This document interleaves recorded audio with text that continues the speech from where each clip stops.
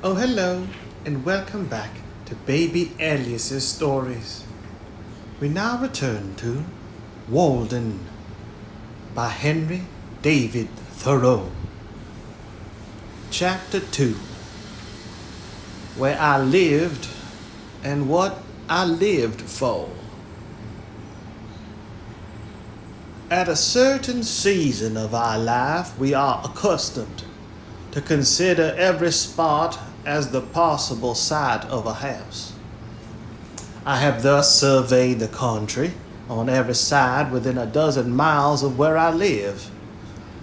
In imagination, I have bought all the farms in succession, for all were to be bought, and I knew their price.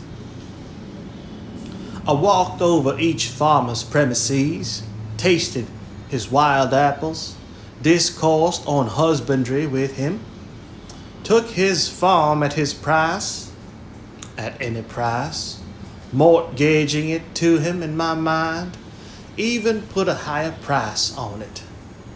Took everything but a deed of it, took his word for his deed, for I dearly love to talk. Cultivated it, and him too to some extent I trust, and withdrew when I had enjoyed it long enough, leaving him to carry it on. This experience entitled me to be regarded as a sort of real estate broker by my friends. Wherever I sat, there I might live, and the landscape radiated from me accordingly. What is a house but a seat? Better if a country seat. I discovered many a site for a house not likely to be soon improved, which some might have thought too far from the village, but to my eyes the village was too far from it. Well, there I might live, I said, and there I did live, for an hour, a summer and a winter life. Saw how I could let the years run off, buffet the winter through, and see the spring come in. The future inhabitants of this region, wherever they may place their houses, may be sure that they have been anticipated. An afternoon sufficed to lay out the land into orchard, woodlot, and pasture, and to decide what fine oaks or pines should be left to stand before the door, and whence each blasted tree could be seen to the best advantage. And then I let it lie, fallow, perchance, for a man is rich in proportion to the number of things which he can afford to let alone. My imagination carried me so far that I even had the refusal of several farms. The refusal was all I wanted, but I never got my fingers burned by actual possessions. The nearest that I came to actual possession was when I bought the Hollowell place, and had begun to sort my seeds and collected materials with which to make a wheelbarrow to carry it on or off with. But before the owner gave me a deed of it, his wife, every man has such a wife, changed her mind and wished to keep it, and he offered me $10 to release him. Now, to speak the truth, I had but 10 cents in the world, and it surpassed my arithmetic to tell.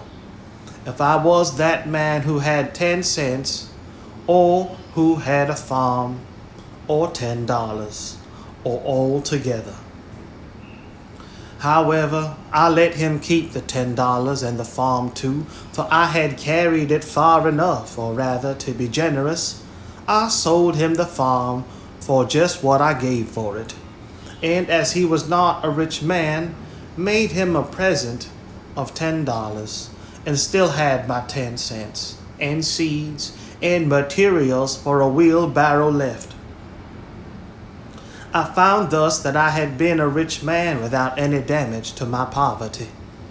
But I retained the landscape, and I have since annually carried off what it yielded without a wheelbarrow with respect to landscapes. I am monarch of all I survey. My right there is none to dispute. I have frequently seen a poet withdraw, having enjoyed the most valuable part of the farm, while the crusty farmer supposed that he had got a few wild apples only. While the owner does not know it for many years when a poet has put his farm in rhyme, the most admirable kind of invisible fence has fairly impounded it, milked it, skimmed it, and got all the cream, and left the farmer only the skimmed milk. The real attractions of the Hollowell farm to me were its complete retirement, being about 2 miles from the village, half a mile from the nearest neighbor, and separated from the highway by a broad field. Its bounding on the river, which the owners had protected it by its fogs from frosts in the spring, though that was nothing to me. The gray color and ruinous state of the house and barn, and the dilapidated fences, which put such an interval between me and the last occupant. The hollow and lichen-covered apple trees, gnawed by rabbits, showing what kind of neighbors I should have. But above all, the recollection I had of it from my earliest voyages up the river, when the house was concealed behind a dense grove of red maples, through which I heard the house dog bark. I was in haste to buy it before the proprietor finished getting out some rocks, cutting down the hollow apple trees, and grubbing up some young birches which had sprung up in the pasture, or, in short, had made any more of his improvements. To enjoy these advantages, I was ready to carry it on, like Atlas, to take the world on my shoulders. I never heard what compensation he received for that, and do all those things which had no other motive or excuse but that I might pay for it and be unmolested in my possession of it. For I knew all the while that it would yield the most abundant crop of the kind I wanted, if I could only afford to let it alone. But it turned out as I have said. All that I could say then with respect to farming on a large scale, I have always cultivated a garden, was that I had my seeds ready. Many think that seeds improve with age. I have no doubt that time discriminates between the good and the bad, and when at last I shall plant, I shall be less likely to be disappointed. But I would say to my fellows, once for all, as long as possible, live free and uncommitted. It makes but little difference whether you are committed to a farm or the county jail. Old Cato, whose De Rustica is my cultivator, says, and the only translation I have seen makes sheer nonsense of the passage. When you think of getting a farm, turn it thus in your mind, not to buy greedily, nor spare your pains to look at it, and do not think it enough to go round it once. The oftener you go there, the more it will please you if it is good. I think I shall not buy greedily, but go round and round it as long as I live, and be buried in it first, that it may please me the more at last. The present was my next experiment of this kind, which I propose to describe more at length. For convenience, putting the experience of 2 years into one. As I have said, I do not propose to write an ode to dejection, but to brag as lustily as Chanticleer in the morning, standing on his roost, if only to wake my neighbors up. When I first took up my abode in the woods, that is, began to spend my nights as well as days there, which, by accident, was on Independence Day, or the 4th of July, 1845. My house was not finished for winter, but was merely a defense against the rain, without plastering or chimney, the walls being of rough, weather-stained boards with wide chinks, which made it cool at night. The upright white hewn studs and freshly planed doors and window casings gave it a clear and airy look, especially in the morning, when its timbers were saturated with dew, so that I fancied that by noon some sweet gum would exude from them. To my imagination, it retained throughout the day more or less of this auroral character, reminding me of a certain house on a mountain which I had visited a year before. This was an airy and unplastered cabin, fit to entertain a traveling guard, and where a goodness might trail her garments. The winds which passed over my dwelling were such as sweep over the ridges of mountains, bearing the broken strains or celestial parts only of terrestrial music. The morning wind forever blows. The poem of creation is uninterpreted, but few are the ears that hear it. Olympus is but the outside of the earth everywhere. The only house I had been the owner of before, if I except a boat, was a tent, which I used occasionally when making excursions in the summer. And this is still rolled up in my garret. But the boat, after passing from hand to hand, has gone down the stream of time. With this more substantial shelter about me, I had made some progress towards settling in the world.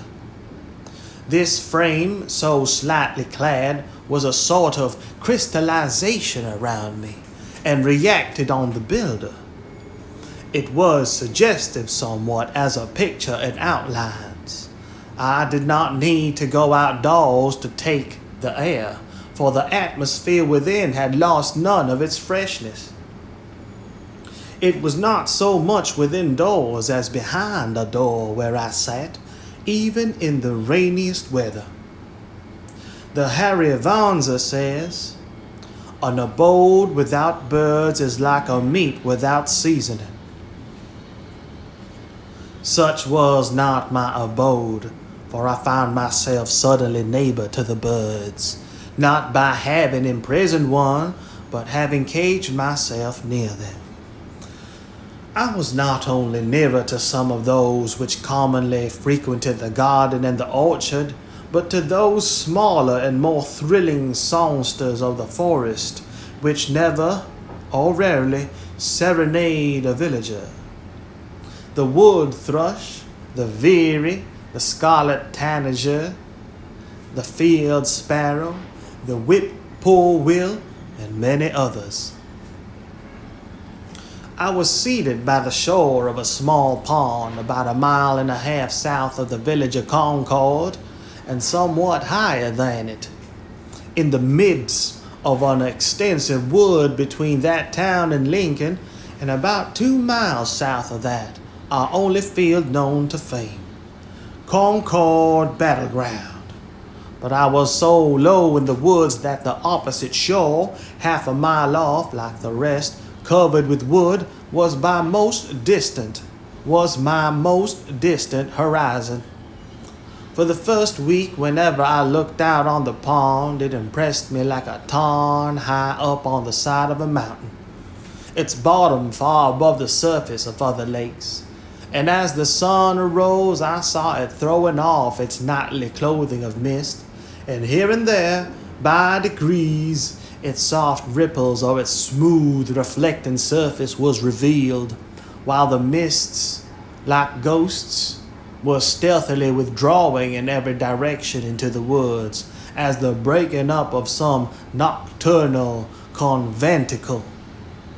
The very dew seemed to hang upon the trees later into the day than usual, as on the sides of mountains. This small lake was of most value as a neighbor in the intervals of a gentle rainstorm in August, when both air and water being perfectly still, but the sky overcast mid-afternoon, had all the serenity of evening, and the wood thrush sang around, and was heard from shore to shore. A lake like this is never smoother than at such a time, and the clear portion of the air above it being shallow and darkened by clouds, the water, full of light and reflections, becomes a lower heaven itself, so much the more important. From a hilltop nearby, where the wood had been recently cut off, there was a pleasing vista southward across the pond, through a wide indentation in the hills which formed the shore there, where their opposite sides sloping toward each other suggested a stream flowing out in that direction through a wooded valley. But stream there was none. That way I looked between and over the near green hills to some distant and higher ones in the horizon, tinged with blue. Indeed, by standing on tiptoe, I could catch a glimpse of some of the peaks of the still bluer and more distant mountain ranges in the northwest, those true blue coins from heaven's own mint, and also of some portion of the village. But in other directions, even from this point, I could not see over or beyond the woods which surrounded me. It is well to have some water in your neighborhood, to give buoyancy to and float the earth. One value even of the smallest well is that when you look into it, you see that earth is not continent, but insular. This is as important as that it keeps butter cool. When I looked across the pond from this peak toward the Sudbury meadows, which in time of flooding I distinguished elevated perhaps by a mirage in their seething valley like a coin in a basin, all the earth beyond the pond appeared like a thin crust, insulated and floated even by this small sheet of interverting water. And I was reminded that this on which I dwelt was but dry land. Though the view from my door was still more contracted, I did not feel crowded or confined in the least. There was pasture enough for my imagination. The low shrub oak plateau to which the opposite shore arose stretched away toward the prairies of the west and the steppes of Tartary, affording ample room for all the roving families of men.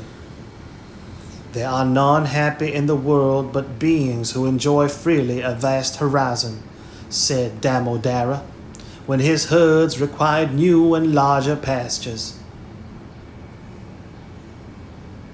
Both place and time were changed, and I dwelt nearer to those parts of the universe and to those eras in history which had most attracted me. Where I lived was as far off as many a region viewed nightly by astronomers. We are wont to imagine rare and delectable places in some remote and more celestial corner of the system, behind the constellation of Cassiopeia's chair, far from noise and disturbance. I discovered that my house actually had its site in such a withdrawn but forever new and unprofaned part of the universe. If it were worth the while to settle in those parts near to the Pleiades or the Hyades to Aldebaran or Altair, then I was really here, all at an equal remoteness from the life which I had left behind, dwindling and twinkling with as fine a ray to my nearest neighbor, and to be seen only in the moonless nights by him. Such was that part of creation where I had squatted. There was a shepherd that did live, and held his thoughts as high as were the mounts whereon his flocks did hourly feed him by. What should we think of the shepherd's life if his flocks always wandered to higher pastures than his thoughts? Every morning was a cheerful invitation to make my life of equal simplicity, and I may say innocence, with nature herself. I have been as sincere a worshipper of Aurora as the Greeks. I got up early and bathed in the pond. That was a religious exercise, and one of the best things which I did. They say that characters were engraven on the bathing tub of King Ching Thang, to this effect: renew thyself completely each day, do it again and again and forever again. I can understand that. Morning brings back the heroic ages. I was as much affected by the faint hum of a mosquito making its invisible and unimaginable tour through my apartment at earliest dawn, when I was sitting with door and windows open, as I could be by any trumpet that ever sang of fame. It was Homer's Requiem, itself an Iliad, an Odyssey in the air, singing its own wrath and wanderings. There was something cosmical about it, a standing advertisement, till forbidden, of the everlasting vigor and fertility of the world. The morning, which is the most memorable season of the day, is the awakening hour. Then there is least somnolence in us, and for an hour at least, some part of us awakes, which slumbers all the rest of the day and night. Little is to be expected of that day, if it can be called a day, to which we are not awakened by our genius, but by the mechanical nudgings of some servitude, by some servitor, are not awakened by our own newly acquired force and aspirations from within, accompanied by the undulations of celestial music, instead of factory bells and the fragrance filling the air, to a higher life than we fell asleep from, and thus the darkness bear its fruit, and prove itself to be good no less than the light. That man who does not believe that each day contains an earlier, more sacred and auroral hour than he has yet profaned, has despaired of life, and is pursuing a descending and darkening way. After a partial cessation of his sensuous life, the soul of man, or its organs rather, are reinvigorated each day, and his genius tries again what noble life it can make. All memorable events, I should say, transpire in morning time and in a morning atmosphere. The Veda says, all intelligence is awake with the morning. Poetry and art, and the fairest and most memorable of the actions of men, date from such an hour. All poets and heroes, like Memnon, are the children of Aurora, and emit their music at sunrise, to him whose elastic and vigorous thought keeps pace with the sun. The day is perpetual morning. It matters not what the clocks say or the attitudes and labors of men. Morning is when I am awake and there is a dawn in me. Moral reform is the effort to throw off sleep. Why is it that men give so poor an account of their day if they have not been slumbering? They are not such poor calculators. If they had not been overcome with drowsiness, they would have performed something.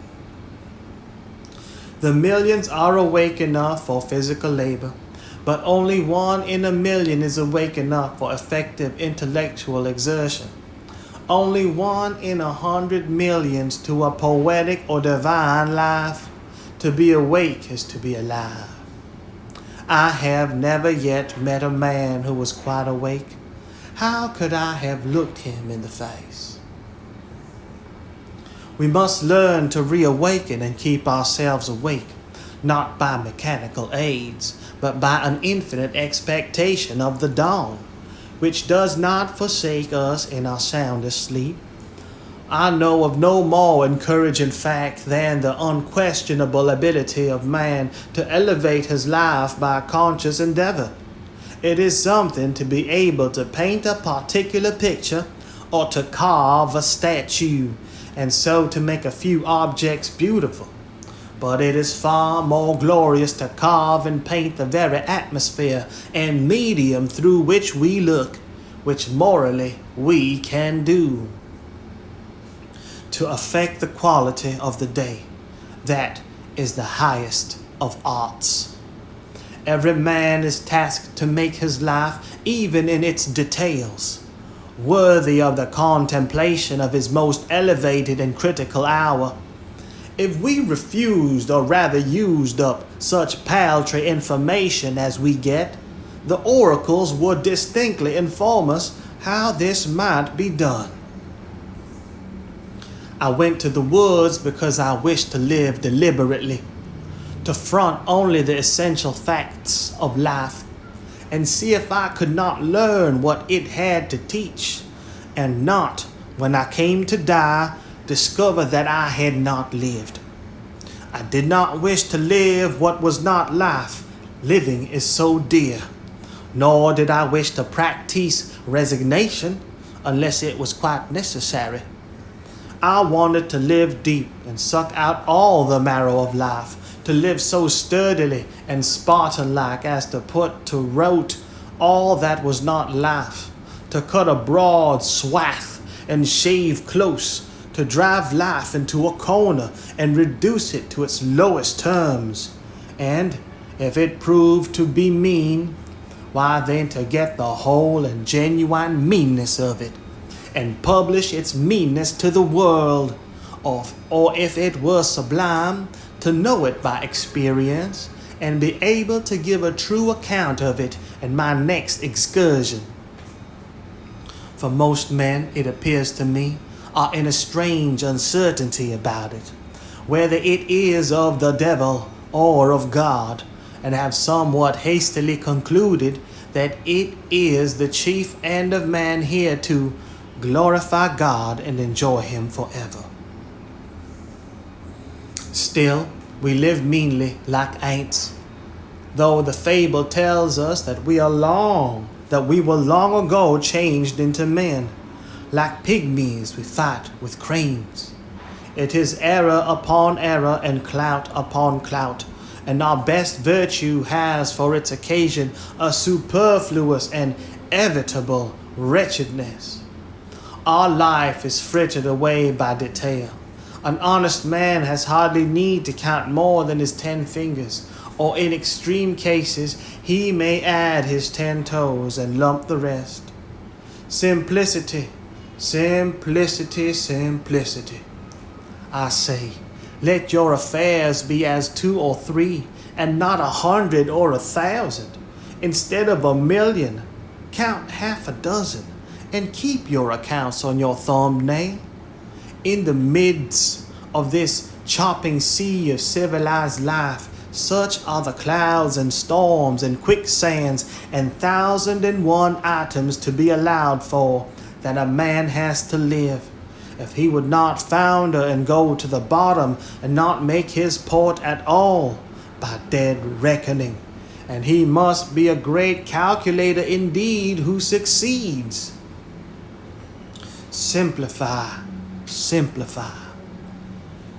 Instead of 3 meals a day, if it be necessary, eat but 1. Instead of 100 dishes, 5. And reduce other things in proportion. Our life is like a German confederacy made up of petty states. with its boundary forever fluctuating, so that even a German cannot tell you how it is bounded at any moment. The nation itself, with all its so-called internal improvements, which, by the way, are all external and superficial, is just such an unwieldy and overgrown establishment, cluttered with furniture and tripped up by its own traps, ruined by luxury and heedless expense, by want of calculation and a worthy aim, as the million households in the land, and the only cure for it as for them is in a rigid economy, a stern and more than Spartan simplicity of life and elevation of purpose. It lives too fast.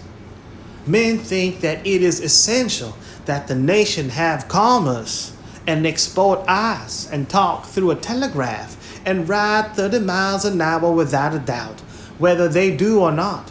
But whether we should live like baboons or like men is a little uncertain. If we do not get out sleepers and forge rails and devote days and nights to the work, but go to tinkering upon our lives to improve them, who will build railroads? And if railroads are not built, how shall we get to heaven in season? But if we stay at home and mind a business, who will want railroads? We do not ride on the railroad, it rides upon us. Did you ever think what those sleepers are that underlie the railroads? Each one is a man, an Irish or a Yankee man. The rails are laid on them and they are covered with sand, and the cars run smoothly over them. They are sound sleepers, I assure you. And every few years a new lot is laid down and run over, so that if some have the pleasure of riding on a rail, others have the misfortune to be ridden upon. And when they run over a man that is walking in his sleep, a supernumerary sleeper in the wrong position, and wake him up, they suddenly stop the cars and make a hue and cry about it as if this were an exception. I am glad to know that it takes a gang of men for every 5 miles to keep the sleepers down and level in their beds as it is, for this is a sign that they may sometime get up again. Why should we live with such hurry and waste of life? We are determined to be starved before we are hungry. Men say that a stitch in time saves 9. So they take 1,000 stitches today to save 9 tomorrow. As for work, we haven't any of any consequence. We have the St. Vitus's dance and cannot possibly keep our heads still. If I should only give a few pulls at the parish bell rope, as for a fire, that is, without setting the bell, there is hardly a man on his farm in the outskirts of Concord, notwithstanding that press of engagements which was his excuse so many times in this morning, nor a boy nor a woman, I might almost say, but would forsake all and follow that sound, not mainly to save property from the flames, but if we will confess the truth, much more to see it burn, since burn it must, and we, be it known, did not set it on fire, or to see it put out, and have a hand in it, if that is done as handsomely. Yes, even if it were the parish church itself. Hardly a man takes a half-hour's nap after dinner, but when he wakes he holds up his head and asks, "What's the news?" As if the rest of mankind had stood his sentinels. Some give directions to be waked every half hour, doubtless for no other purpose, and then to pay for it. They tell what they have dreamed. After a night's sleep, the news is as indispensable as the breakfast. Pray, tell me anything new that has happened to a man anywhere on this globe. And he reads it over his coffee and rolls. that a man has had his eyes gouged out this morning on the Wachito River, never dreaming the while that he lives in the dark, unfathomed mammoth cave of this world. That he lives in the dark, unfathomed mammoth cave of this world, and has but the rudiment of an eye himself. For my part, I could easily do without the post office. I think that there are very few important communications made through it. To speak critically, I never received more than one or two letters in my life. I wrote this some years ago that were worth the postage. The penny post is commonly an institution through which you seriously offer a man that penny for his thoughts, which is so often safely offered in jest. And I am sure that I never read any memorable news in a newspaper. If we read of one man robbed or murdered or killed by accident, or one house burned, or one vessel wrecked, or one steamboat blown up, or one cow run over on the Western Railroad, or one mad dog killed, or one lot of grasshoppers in the winter, we never need read of another. One is enough. If you are acquainted with the principle, what do you care for a myriad instances and applications? To a philosopher, all news, as it is called, is gossip, and they who edit and read it are old women over their tea, yet not a few are greedy after this gossip. There was such a rush I hear the other day at one of the offices to learn the foreign news by the last arrival. The several large squares of plate glass belonging to the establishment were broken by the pressure. News which I seriously think a ready wit might write a 12-month or 12 years beforehand with sufficient accuracy.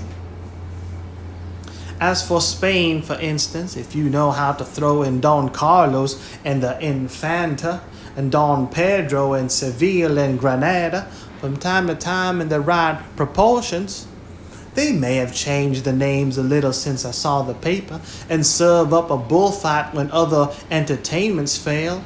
It will be true to the letter and give us as good an idea of the exact state or ruin of things in Spain as the most succinct. Oh man.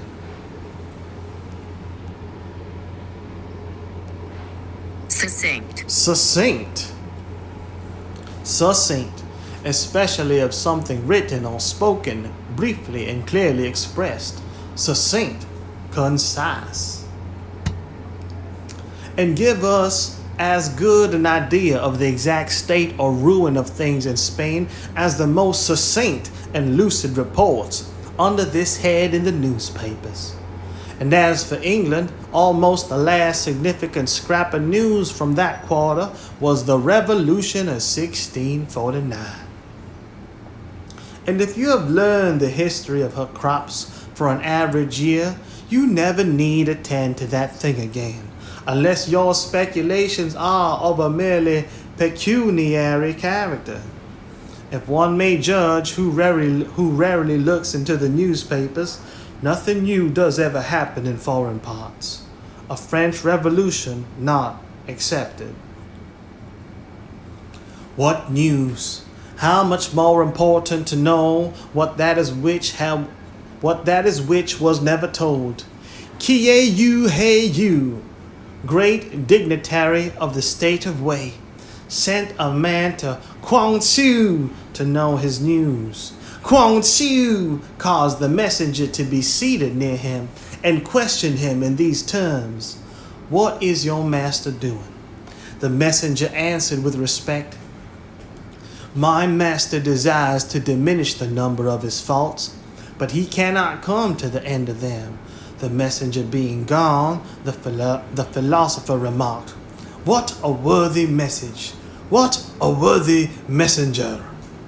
The preacher, instead of vexing the ears of drowsy farmers on their day of rest at the end of the week, for Sunday is the fit conclusion of an ill-spent week and not the fresh and brave beginning of a new one, with this one other draggle tale of a sermon, should shout with thundering voice, "Pause, avast! Why so seeming fast, but deadly slow?" Shams and delusions are esteemed for sound as truths, while reality is fabulous. If men would steadily observe realities now, and not allow themselves to be deluded, life, to compare it with such things as we know, would be like a fairy tale and the Arabian Nights entertainments. If we respected only what is inevitable and has a right to be, music and poetry would resound along the streets. When we are unhurried and wise, we perceive that only great and worthy things have any permanent and absolute existence, that petty fears and petty pleasures are but the shadow of the reality. This is always exhilarating and sublime. By closing the eyes and slumbering and consenting to be deceived by shows, men establish and confirm their daily life of routine and habit everywhere, which still is built on purely illusory foundations. Children who play life discern its true law and relations more clearly than men who fail to live it worthily, but who think that they are wiser by experience, that is, by failure. I have read in a Hindu book that there was a king's son who, being expelled in infancy from his native city, was brought up by a forester, and growing up to maturity in that state, imagined himself to belong to the barbarous race with which he lived. One of his father's ministers, having discovered him, revealed to him what he was, and the misconception of his character was removed, and he knew himself to be a prince. So soul, continues the Hindu philosopher, from the circumstances in which it is placed, mistakes its own character until the truth is revealed to it by some holy teacher, and then it knows itself to be Brahmi. I perceive that we inhabitants of New England live this mean life that we do because our vision does not penetrate the surface of things. We think that that is which appears to be. If a man should walk through this town and see only the reality, where think you would the mill dam go to? If he should give us an account of the realities he beheld there, we should not recognize the place in his description. Look at a meeting house, or a courthouse, or a jail, or a shop, or a dwelling house, and say what that thing really is before a true gaze, and they would all go to pieces in your account of them. Men esteem truth remote in the outskirts of the system, behind the farthest star, before Adam and after the last man. In eternity there is indeed something true and sublime, but all these times and places and occasions are now and here. God himself culminates in the present moment and will never be more divine in the lapse of all the ages, and we are enabled to apprehend at all what is sublime and noble only by the perpetual instilling and drenching of the reality that surrounds us. The universe constantly and obediently answers to our conceptions. Whether we travel fast or slow, the track is laid for us. Let us spend our lives in conceiving them. The poet or the artist never yet had so fair and noble a design, but some of his posterity at least could accomplish it. Let us spend one day as deliberately as nature, and not be thrown off the track by every nutshell and mosquito's wing that falls on the rails. Let us rise early and fast, or break fast, gently and without perturbation. Let company come and let company go. Let the bells ring and the children cry, determined to make a day of it. Why should we knock under and go with the stream? Let us not be upset and overwhelmed in that terrible rapid and whirlpool called a dinner, situated at the meridian shallows. Weather this danger, and you are safe, for the rest of the way is downhill. With unrelaxed nerves, with morning vigor, sail by it, looking another way, tied to the mast like Ulysses. If the engine whistles, let it whistle till it is hoarse from its pains. If the bell rings, why should we run? We will consider what kind of music they are like. Let us settle ourselves and work, and wedge our feet downward through the mud and slush of opinion and prejudice and tradition and delusion and appearance, that alluvion which covers the globe through Paris and London, through New York and Boston and Concord, through church and state, through poetry and philosophy and religion, till we come to a hard bottom and rocks in place, which we call reality, and say this is, and no mistake, and then begin having a point d'appui below freshet and frost and fire, a place where you might found a wall or a state, or set a lamp post safely, or perhaps a gauge, not a nilometer, but a realometer, that future ages might know how deep a freshet of shams and appearances had gathered from time to time. If you stand right fronting and face to face to a fact, you will see the sun glimmer on both its surfaces, as if it were a scimitar, and feel its sweet edge dividing you through the heart and marrow, and so you will happily conclude your mortal career. Be it life or death, we crave only reality.